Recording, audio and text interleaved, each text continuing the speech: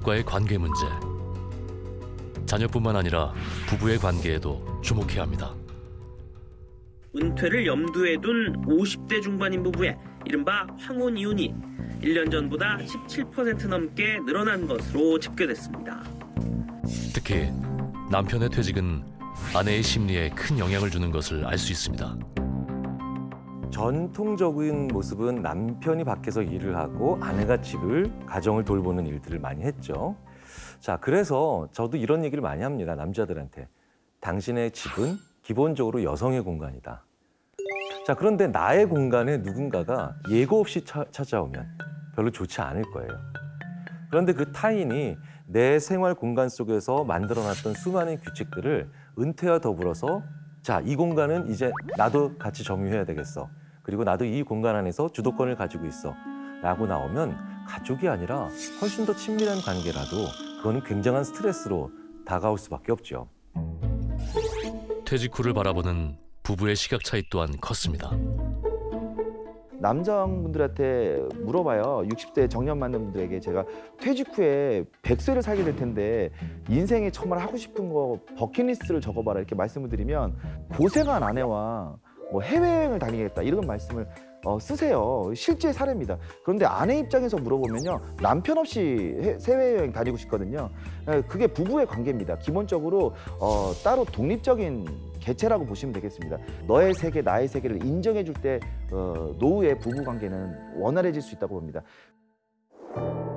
미국 하버드대에서 연구 중인 행복의 조건을 보면 부와 명예를 가진 이보다 좋은 인간관계를 가진 사람의 행복감이 더 높았습니다.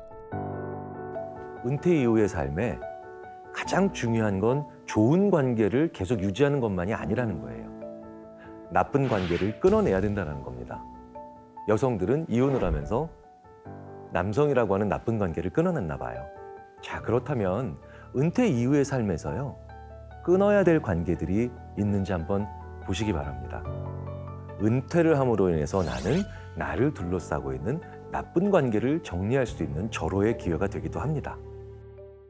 밤낮 없이 가족과 회사만을 위해 쉴 틈 없이 달려왔던 그들. 그러나 이들이 마주한 현실은 여유가 아닌 허무함만 가득한 방황뿐이었습니다. 그 회의감 같은 것도 들고 상실감도 들고 내 스스로가 조금씩 위축된다 그럴까요? 이들은 왜 이토록 힘든 마음을 겪는 것일까? 우리가 갑자기 일자리를 잃을 때 가장 먼저 나오는 건 무슨 일을 해야 되는지 모른다라고 하는 막막함이죠. 특히 우리나라처럼 그 사람에 대해서 묘사할 때 그 사람이 하는 일로 묘사를 하는 사회에서는 더더욱 그렇습니다. 서양인들 같은 경우에는 텀이라는 친구가 올 거야 라고 하면 뭐 좋아해 그 친구는? 성격은 어때? 이렇게 물어보는데요. 우리나라에서는 무슨 일해? 사람을 묘사하는 가장 중요한 수단이 우리나라에서는 그 사람이 어떤 일을 하느냐라는 걸로 묘사를 합니다. 자, 그렇다면 내가 일자리를 잃는다라고 하는 건 사실은 나를 묘사할 방법을 잃어버리는 거죠. 실제 연구 결과를 살펴보면 퇴직 후 꾸준히 일한 사람들보다 일하지 않는 사람들의 우울증 수치가 훨씬 높은 것으로 나타났습니다. 노후의 3대 불안이 3가지인데요. 첫째 돈, 둘째 건강, 세 번째 외로움, 고독이거든요.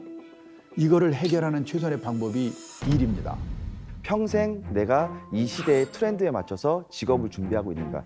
단순히 자격증을 따서 어디에 취업을 해서 또 일을 한다는 거는 자아 실현에는 미치지 못한다고 생각을 합니다. 그렇기 때문에 내가 정말 내 자아를 충분히 충만하게 충족시켜줄 수 있는 그런 직업의 세계에 내가 지금 준비를 하고 있는가. 그게 바로 퇴사 준비라고 생각해요.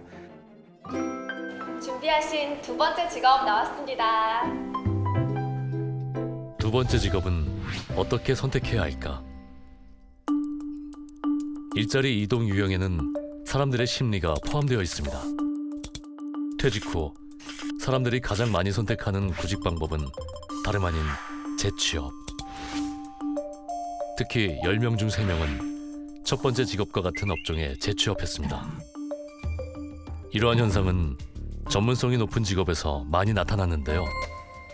하지만 자기가 옛날에 가졌던 그 일 가지고 노후의 일이 해결되는 경우가 많지 않아요.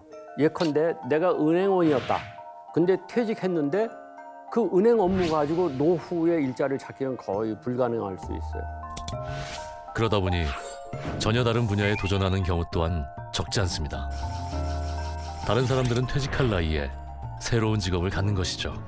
저는 피아노 전공해서 27년 동안 피아노를 가르쳐 왔습니다. 우연찮게 이 정리수납이라는 강좌를 듣게 되었고 다른 사람에게 이 좋은 점을 좀 알리면 좋겠다는 어떤 전도사 같은 마음으로 이것을 시작을 했었는데 지금은 훨씬 더 이게 더 만족하고 제 적성에도 맞다고 생각을 합니다. 소득 면에서는 피아노가 더 좋았었다고 생각이 드는 거고요. 처음엔 수입이 없으니까 그게 가장 조금 더 어려움이 있었다라고 생각이 듭니다. 즐거움은 끝이 없다. TVN